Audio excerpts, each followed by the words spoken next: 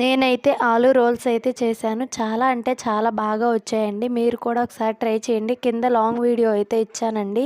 కావాల్సిన వాళ్ళైతే చూడండి.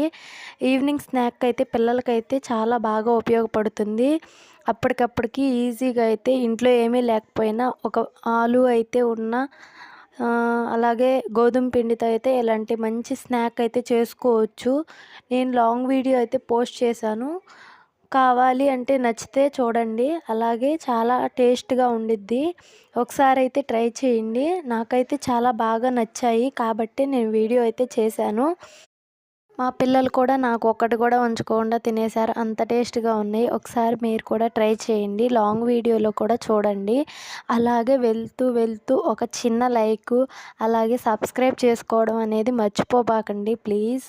అలాగే నేనైతే చేసిన వీడియో మీకు ఉపయోగపడుతుందని అనుకుంటున్నాను. అలాగే ఇలాంటి చిన్న